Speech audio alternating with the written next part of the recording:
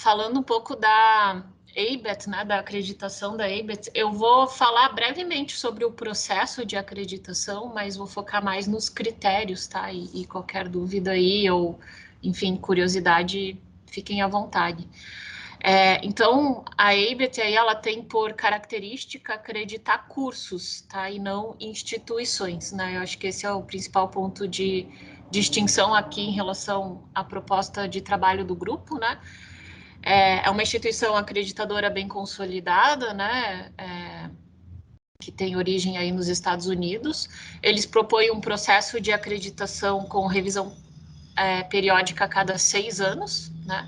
E aqui eu trouxe um pouquinho da presença global, então esses aqui são dados atualizados. Hoje existe mais de 4.300 cursos acreditados, mais de 800 instituições em 41 países, tá? E aí, falando um pouquinho do processo de acreditação, né? Esse processo aqui é um processo de 18 meses, mas ele considera um momento, assim, em que a universidade está preparada, ou seja, né, tem os critérios atendidos e vai ingressar formalmente no processo de acreditação. A preparação para o desenvolvimento dos critérios, né, assim, para a universidade se adequar ao que é proposto, é feita antes desses 18 meses iniciarem, tá? Então, o processo, ele começa...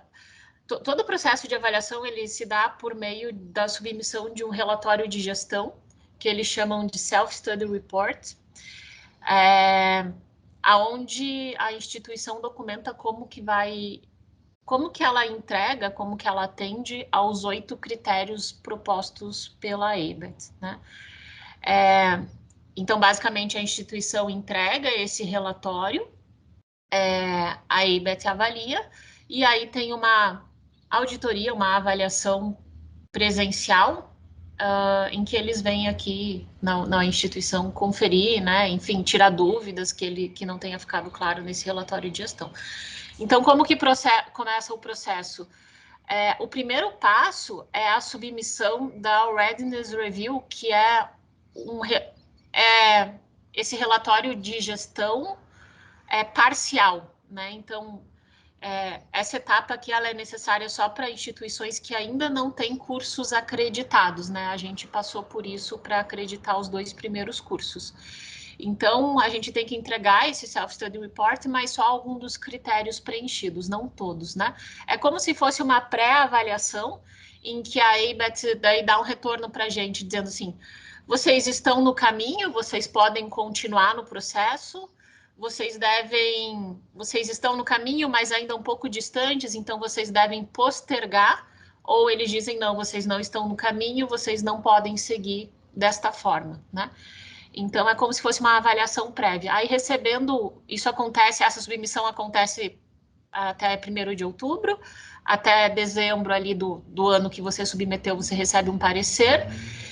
E aí, o parecer sendo positivo, você solicita uma avaliação formal em janeiro, até dia 31 de janeiro, né? E aí, você tem que entregar o relatório de gestão completo, o Self-Study Report completo, em julho do ano seguinte, né? E a visita acontece entre setembro e dezembro do mesmo ano que você entregou o relatório, tá? E aí depois, o resultado formal ali da auditoria, quase um ano depois, então a gente tem a visita ali entre setembro e dezembro e recebe o parecer em agosto do ano seguinte, porque eles entram em consenso, eles têm um grupo, uma reunião anual em que eles discutem o resultado de todas as universidades que passaram por visita, né, por avaliação, tá? Então, esse é o processo, e a cada 6 anos, essa submissão do Self-Study Report e a visita acontecem novamente, tá? E aí, falando um pouquinho dos critérios, a proposta da ABET é dividida em 8 critérios, e para alguns cursos existe um critério adicional. Para o nosso curso de engenharia de produção, também tinha um critério adicional, mas ele é bem redundante, assim, sabe? Ele envolvia um pouco do critério, aqui é, na verdade, critério 6 e do 7. Era mais do mesmo, assim, esse critério adicional. Então, vou focar nos 8 principais, tá? esse aqui é o template, né, do Self-Study Report. Então, basicamente, a gente tem que contar para eles como que atende cada um desses 8 critérios, tá? Então, entrando aí nos critérios. O primeiro critério é estudantes. Ele é um critério mais descritivo, assim, em geral, tirando o critério 4, que é o mais desafiador, já falo dele, os outros critérios, eles dizem o que a gente tem que descrever. Eles não têm tantos detalhes do que deve ser atendido, ou do que deve ser atingido, né? Então, a gente tem que colocar lá como que é o processo de admissão de estudantes, né? É o processo seletivo aí. Quais são os critérios de aprovação dos estudantes, né? Como que o estudante é avaliado, nota, frequência, realização de projeto final, né? Quais são todos os critérios que o estudante deve cumprir para conseguir concluir aquele curso? Como que a gente aceita alunos vindo de outras instituições, né? Nessa linha também, acho que é mais comum nos Estados Unidos, eu não sei se algum de vocês fazem, mas como que se dá a validação de disciplinas a partir de trabalho, atuação profissional, né? Isso a gente não faz e não tem problema, né? Mas se fizer, a ideia é descrever. Processos de aconselhamento de carreira, né? Então, eles pedem para descrever e focar também em quem provê isso, né? Se há um aconselhamento feito ali por pessoas da profissão, do curso, se há algo institucional, então eles pedem para descrever o processo e como isso é feito. Quais são os requisitos para se graduar, né? Então, o que o estudante tem que cumprir e qual é o título concedido, né? Se é um título de bacharel, enfim, o nome do título, porque eles conferem daí se no histórico escolar esse título aparece de forma semelhante, sabe? Então, a gente tem que também entregar cópias dos históricos escolares dos alunos mais recentes e tem que fazer algumas entregas ao longo do processo. Então, no critério de estudante, é isso que eles pedem para ser descrito. Aí, esse aqui é um critério particular, que é o de Program Educational Objectives. Esse aqui é o critério que tem interação com os egressos, né? A definição de PEOs para a ABET é aquilo que o estudante deve, aquilo que o egresso deve atingir alguns anos após formado, né? Então, como é alguns anos após formado, aqui o entendimento é que existe uma parcela de contribuição da universidade, mas também uma parcela de contribuição do mercado laboral. Então, esse aqui é o critério que prevê a interação da universidade com o mercado de trabalho, né? Então, aqui, nesse critério, ele estimula práticas que promovem a interação entre o ambiente acadêmico e o ambiente profissional, tá? Então, aqui a gente tem que descrever quais são os POs, é uma declaração que a gente tem que desenvolver, né? Que é essa declaração, né, do que o estudante deve atender, do que o egresso deve ter atingido alguns anos após formado, né? A gente considera que, em geral, de 3 a 5 anos após formado, tá? Então, aqui a gente tem que apresentar essa declaração e tem que apresentar como esses POs, eles estão relacionados com a missão institucional, né? Eu vi que um dos critérios da AACSB é a parte de planejamento estratégico, a ABET não aborda isso, a parte ali de estratégia que mais é abordada aqui na ABET é mais essa relação com a missão, sabe? O processo de planejamento estratégico em si não é detalhado aqui. Então, a gente tem que apresentar como é o alinhamento, né, desses POs com a missão institucional. Aqui eles chamam de Program Constituencies, mas são as partes interessadas, né? Então, quem são as partes interessadas aí dentro do programa, né, do curso que está sendo avaliado, né? Enfim, estudantes, egressos, corpo docente, o próprio mercado laboral, né? Então, a gente tem que listar quem são essas partes interessadas e como os PEOs atendem às necessidades das partes interessadas, né? Então, é interessante aqui envolver essas partes interessadas ou representante dessas partes interessadas na declaração dos PEOs, tá? Na discussão, né, de quais são os POs, enfim. E aí tem que ter um processo de revisão periódica, né, para a gente garantir que os POs estejam sempre alinhados às necessidades das partes interessadas e à missão institucional. Então, deve ser proposto um processo de revisão periódica disso, tá? A forma como vai ser feito é livre, né? A única coisa que eles dizem é que esse processo de revisão deve existir, tá?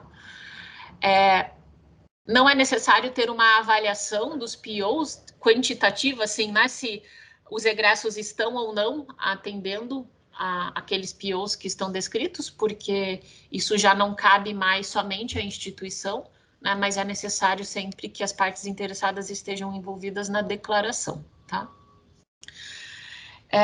Aí um terceiro critério é o critério de competências, né? A ABET chama de Student Outcomes. Esse critério aqui, ele basicamente abrange a descrição de quais são as competências que o curso deve entregar, né? Nesse sentido, a ABET é bem prescritiva, né? Eles propõem 7 Student Outcomes que todos os cursos da área de engenharia e tecnologia devem entregar, tá? Eles são quatro competências bem técnicas. Essa aqui, de conduzir experimentação, identificar e resolver problemas complexos, design de engenharia. Não, são 3 competências bem técnicas e as outras são competências mais comportamentais, né? De comunicação, trabalho em times. Trabalho em times é esse. Ética, tem algum deles que é de ética aqui. E esse aqui de aprendizado autônomo, né? Tá, então, esses Student Outcomes, eles propõem que devem ser entregues, né? A instituição tem liberdade para escrever competências distintas, desde que o conteúdo desses 7 Student Outcomes esteja abrangido nessas competências, tá? Então, isso aqui eles avaliam. Então, dentro desse critério, a gente tem que promover a declaração dos Student Outcomes e a relação desses Student Outcomes com os POs, né? A ideia é que a universidade entregue o desenvolvimento dos Student Outcomes, né? E que isso, junto com o início da atuação profissional do egresso, vai concretizar no atendimento dos PEOs, tá? Tudo bem a ideia aqui de Student Outcomes e PEOs? Esse aqui é um ponto bem característico aí da acreditação da ABET. Bom, e aí, os Student Outcomes é o que a universidade tem que se comprometer a entregar, tá? Gabriela, Gabriela? o Nitz levantou a mão. Isso. O Nito levantou a mão. Pode falar. Gabriela, e a avaliação dos Student Outcomes? Vocês têm que ter isso bem desenvolvido? Porque Sim. quando você falou do perfil de egresso e tal, você falou que é declaração, já que a avaliação vocês não são obrigados a fazer porque está fora do seu domínio ali. Mas e dos Student Outcomes, essas competências que vocês estabelecem, tem que ter um processo de avaliação, de assessment bem definido? Tem. E esse é o critério mais desafiador, que daí entra no critério 4, tá?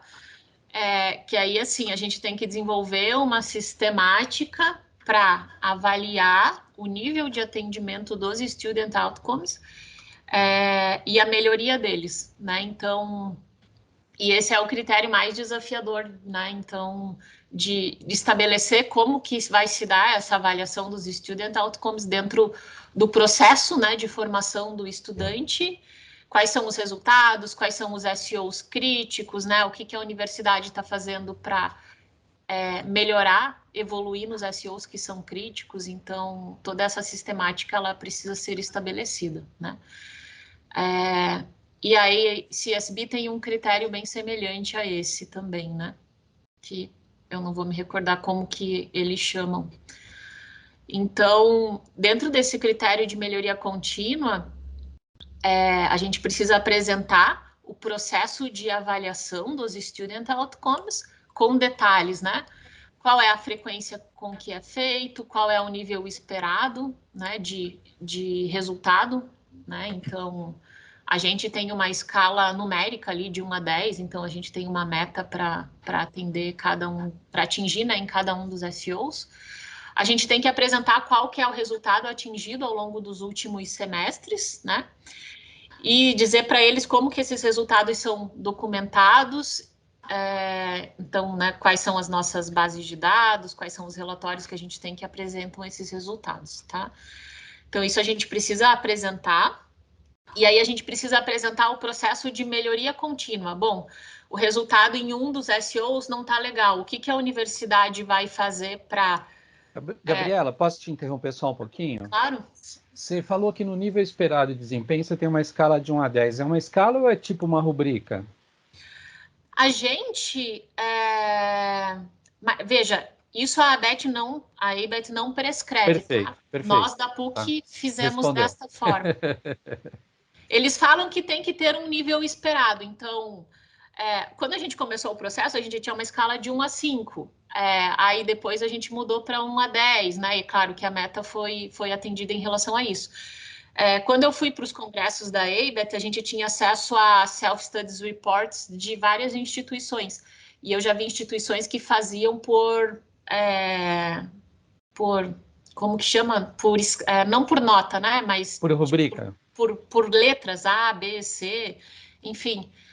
Para nós, essa nota de 1 a 10, ela vem de rubricas feitas nas atividades lá das disciplinas, né? Então, é uma compilação de resultados.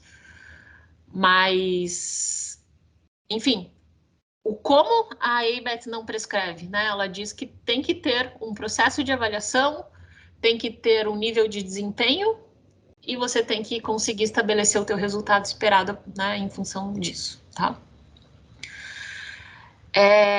E aí tem que haver um processo de melhoria contínua, né? Como que a gente avalia os resultados, como que a análise crítica é feito, como que são estabelecidas ações de melhoria, como que essas ações são acompanhadas, né? Então, esse processo precisa estar descrito, e aí eles pedem para a gente apresentar também alguns resultados, né? Então, mudanças que foram feitas, melhorias que foram feitas no curso a partir desses resultados, tá? E descrição de planos futuros, eles pedem para apresentar também, né? A gente tinha muita preocupação quando a gente estava ingressando no processo, né? Que a gente ingressou muito cedo, né? A gente se preparou e ingressou no menor tempo possível, assim. Então, a gente não tinha muitos resultados positivos, porque não tinha dado tempo mesmo de apresentar resultados positivos em alguns SEOs. E aí isso era um ponto de preocupação, e aí eles falaram assim que tudo bem, desde que a gente tenha um processo bem definido e um plano de ação estabelecido para trabalhar nos SEOs que estão críticos, tá? Então eles focam muito na existência desse processo de melhoria. E aí a gente tem que apresentar, né, evidências aí de que esse processo existe, que ele está rodando, né, e que aquilo que é crítico está ao menos endereçado, tá? E aí eles pedem informações adicionais, assim, aqui é livre, né? Mas, por exemplo, a gente apresentou ali as rubricas utilizadas dentro, alguns exemplos, né, de rubricas de avaliação utilizada dentro das disciplinas, né? Que isso tudo era a origem da nota dos Student Outcomes, a forma, né, como os relatórios de SEOs e tal, tudo isso a gente apresentou como informação adicional. Esse aqui é o critério mais desafiador, né? Porque aqui existem objetivos claros a serem entregues e todo esse processo aqui, né? A gente teve que estruturar, envolve muitas pessoas, né? O corpo docente ali dentro da sua disciplina tem que participar ativamente disso. Então tem um processo aí de estabelecer o processo, formar o corpo docente, acompanhar se ele está sendo executado, receber os resultados, compilar, enfim, né? Então é realmente bem desafiador esse item 4 aqui. E aí eu trouxe aqui a título de... Enfim, eu acho isso aqui interessante, a título de exemplo. A ABET, ela apresenta uma rubrica de avaliação desse critério 4 especificamente, sabe? Isso aqui pode ser utilizado como uma autoavaliação antes da auditoria, né? Ou antes da gente entregar o Self-Study Report, né? Então, eles têm aqui para os principais itens do critério 4, do critério, na verdade, 2, 3 e 4, né? Que é a parte que envolve aqui melhoria contínua. Enfim, os níveis de atendimento, né? E aí a gente pode usar isso aqui como uma autoavaliação, tá?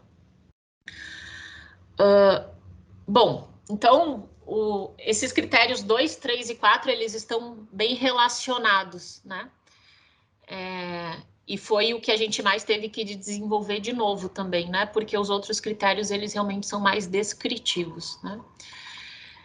O critério 5 aqui, ele envolve detalhamento do currículo do curso, né? Então, a gente tem que mostrar lá a matriz curricular, a relação de requisitos, mostrar como o currículo está alinhado com os PEOs e com os SEOs, né? Então, aqui é uma descrição do currículo mesmo. Eles dividem, a gente tem que classificar todo o nosso currículo em 3 grandes tópicos, né? Que é a matemática e ciências básicas, tópicos de engenharia e outros, né? E eles têm um requisito de horas mínimas a serem atingidas nesses 2 tópicos, mas é uma carga horária bem baixa, assim, né?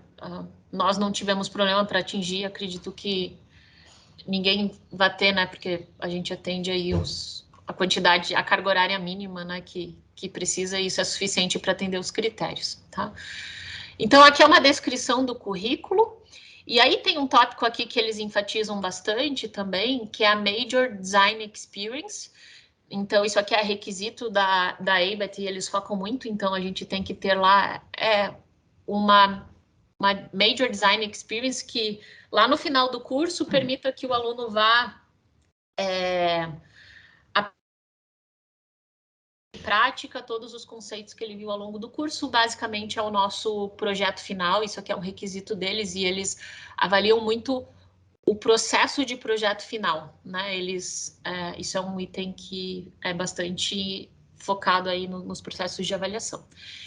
E aí dentro do currículo, a gente também tem que apresentar o que eles chamam de Design Experience. Eles veem isso com muitos bons olhos, né? A gente não ter essa experiência de design só lá no final do curso, mas ter experiências menores ao longo do currículo todo, né? Se a gente pensar aí na lógica de atividade extensionista, que agora a gente, né, vai ter que se adequar, é muito alinhado com o que a Beth deseja aqui, né, nessas design experience ao longo do currículo, ao longo da formação, tá? Então, isso aqui é o que eles pedem para apresentar nesse critério 5, e aí a gente tem que apresentar as ementas de todas as disciplinas do curso, né? Então, esse aqui é bem focado no curso mesmo, né? Porque é uma acreditação de curso, tá? Aí tem o critério de corpo docente, eles também pedem para a gente descrever quem é o corpo docente, qual é o tamanho, a composição, formação, experiência. Eles pedem para a gente fazer uma discussão, né, de como ou se o tamanho do corpo docente é adequado às necessidades do curso. Então, a gente tem que justificar isso, né, a adequação às necessidades do curso. Tem que apresentar lá a carga de trabalho do corpo docente, né, o quanto o corpo docente está em aula, o quanto ele está em outras atividades, né? Quais são as oportunidades de desenvolvimento profissional oportunizadas aí pela universidade para o corpo docente, como que o corpo docente é envolvido em aprovações do curso, mudanças, enfim. Vou passar mais rapidinho, que eu já estou no limite do horário. Bom, aí o critério 7 é a estrutura física, basicamente tem que descrever a estrutura de laboratório, recursos computacionais, serviços de biblioteca e como que é a manutenção e atualização desses recursos, tá? E aí o critério 8 é suporte institucional. Então, a questão de liderança é um subcritério aqui, né? Acho que esse aqui é outro ponto que a ICSB detalha mais. Processo de orçamento e suporte financeiro, como que a parte de staff, colaboradores técnicos e administrativos, parte de contratação e retenção de corpo docente está aqui, né? Então, estratégias de retenção, e como que é o suporte financeiro ao desenvolvimento profissional docente, né? Suporte financeiro para período sabático, viagens, seminários, etc. Tá? Então, esses são os 8 critérios. Como eu falei aqui para vocês, né? Pelo menos para nós, o maior desafio aí foi os critérios 2, 3 e 4, com principal ênfase no 4, né? Que é o processo de avaliação de competências e melhoria contínua do currículo a partir do resultado das competências. Beleza? Passei um pouquinho do tempo, mas, enfim, se tiverem dúvidas aí, fiquem à vontade. Quanto custa esse processo, a parte deles, ô Gabriela? Eu preciso levantar, assim, o maior custo que a gente teve é custo de viagem, de trazer os auditores para cá. A gente tem que trazer 3 auditores, eles têm exigências, assim, tem que ser classe executiva, é bem fora da nossa realidade, sabe? A taxa de manutenção é mais ou menos 1.200 dólares por curso, mais uma taxa da universidade de 1.200 dólares, então isso todo ano a gente tem que pagar. Lá no início a gente tem que pagar uma taxa para submeter ao Readiness Review, se não me engano é 1.000 dólares. E aí a maior taxa é a taxa da avaliação, que é acho que 7.000, 8.000 dólares por curso também. Mas eu posso levantar certinho os custos e passo para vocês. Mas é nessa casa, sim, tá? Então, e aí tem os custos de viagem no momento da visita presencial que são expressivos. Não é um processo barato. Seabra pediu a palavra. Gabriela, quando é que vocês terminaram o processo e como é que você vê as melhorias que esse processo introduziu na PUC? Tá, a gente começou a se preparar no começo de 2017, daí ali em outubro de 2018 a gente já submeteu a Readiness Review, então era o tempo mínimo necessário para preparar todos os critérios. Se a gente fala que essa foi a nossa timeline lá no Congresso, eles acham ousado demais, eles não recomendam fazer em tão pouco tempo, eles recomendam uns 4 anos de preparação, a gente fez em 2. Então a gente entrou com a Readiness Review em outubro de 2018, a gente recebeu a auditoria em outubro de 2019 e a gente recebeu o parecer em agosto de 2020, né? Então é quase um ano ali entre a auditoria e o parecer final, tá? Então, processo aí de 2018 a 2019, o processo formal da ABET. E como é que você avalia o impacto nos cursos a partir daí? Veja, em relação à melhoria do curso, foi muito positivo, assim, né? Porque hoje a gente tem um processo de matriz por competências estruturado, a gente tem um processo de avaliação quantitativa da matriz por competências, e isso não é tão comum assim, né? Não é simples de fazer. Então, e isso, assim, dá muito subsídio para a gente tomar decisão, né? Então, assim, saber o que a gente tem que melhorar no currículo, né? O que está indo bem e o que não está indo bem. Então, como melhoria do curso ajudou muito, assim, né? E hoje, no sentido ali de atendimento das novas DCNs, a gente tem um caminho, assim, né? 80% implementado, porque hoje a gente já tem uma matriz por competências e já avalia de forma quantitativa, né? Então, eu diria que foi muito bom, assim, né? A nível de melhoria de curso, muito bom. A nível de resultado para a instituição, a gente ainda não conseguiu sentir, né? Porque a acreditação internacional não é algo disseminado no Brasil, né? Então, esperamos que passe a ser, né? Eu acho que esses movimentos aí que a gente está tendo pela qualidade da educação vão contribuir bastante. Obrigado.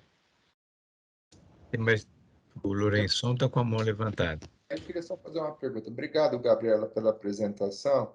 Você tem ex-alunos da PUC trabalhando nos Estados Unidos? Se eles estiverem trabalhando lá, você tem que fazer aquele acompanhamento deles lá?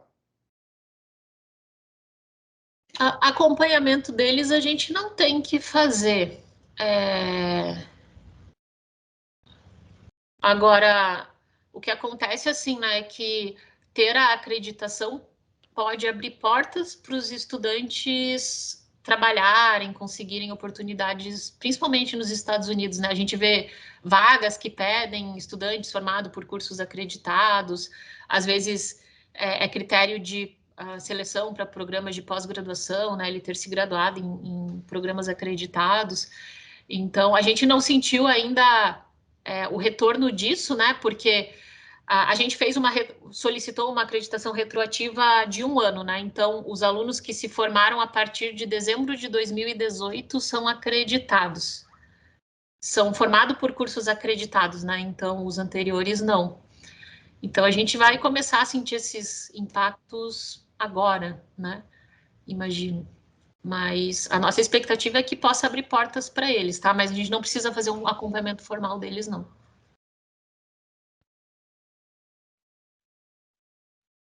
Irineu?